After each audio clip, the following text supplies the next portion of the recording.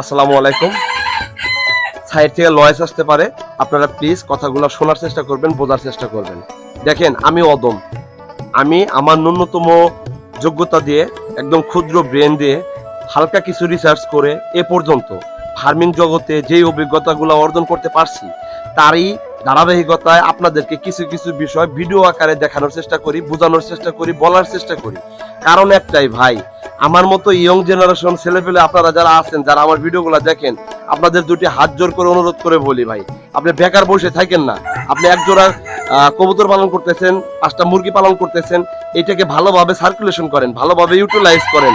করার পরে আপনি বোঝার চেষ্টা করেন যে কোন ধরনের ম্যানেজমেন্ট দিলে আপনি যে মুরগি পালতেছেন, আপনি যে কবুতর পালতেছেন, আপনি যে হাঁস পালন করতেছেন, আপনি 2টা ছাগল পালন করতেছেন, ওদের কাছ থেকে কিভাবে পারফেক্টলি রেজাল্টটা বের করা যায়, এইটা যদি ফাইন্ড আউট করতে পারেন, আপনি বিলিভ করেন 100% শিওর যে আপনি একজন সফল খামারি হবেন আমার মতো করে।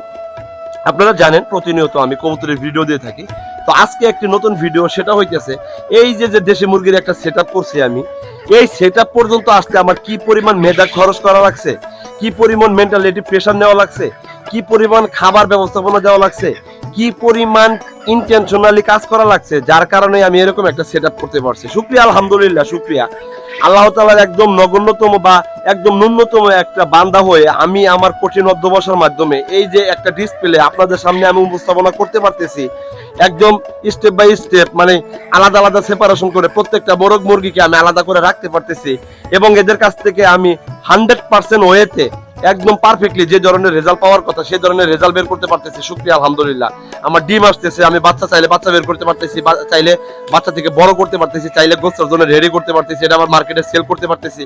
আমি বিশাল একটা চিন্তা ভাবনা নিয়ে এই খামারি প্রজেক্টে আছি, ফার্মিং প্রজেক্টে আছি। আপনারা যারা আমাকে চেনেন তারা অবশ্যই বিষয়টা স্পষ্ট করে মাথায় গেঁথে নেন যে আপনি আপনার দেখার স্বপ্নকে যদি বাস্তবায়নে রূপান্তরিত করতে চান, তাহলে আপনি বেকার ভাবে বসে থাকলে কখনো এটা সম্ভব না।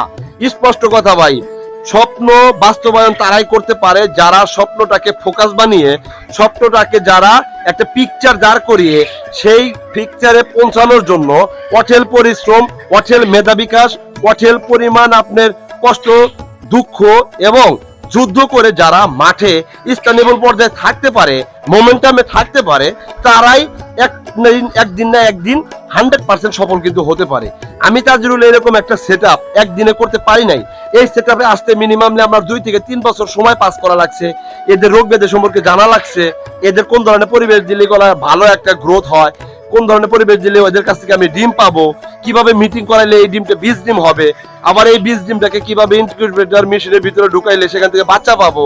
ওদের একটা ম্যানেজমেন্ট আছে, এদের একটা ম্যানেজমেন্ট আছে, ফিড সাপ্লিমেন্ট আছে, কোন বয়সে মুরগির জন্য কোন ধরনের খাবার দিতে হবে, লাইটিং ব্যবস্থা কিভাবে রাখতে হবে, এই যে সকল বিষয়গুলা যখন আপনি 100% ওয়েতে যখন কাজে ইমপ্লিমেন্ট করতে পারবেন, ঠিক তখনই আপনি পর্যাপ্ত পরিমাণ রেজাল্টটা বের করতে পারবেন। হয়তোবা আমাকে ভালো লাগে না, I don't care, doesn't matter, কিন্তু আপনার তো একটা ড্রিম আছে ভাই। বেসিক্যালি প্রত্যেকটা মানুষ কিন্তু এক একটা ড্রিম নিয়ে চলে, মানুষ ড্রিমের বাইরে চলতে পারে না, মানুষ স্বপ্ন ব্যতীত চলতে পারে না।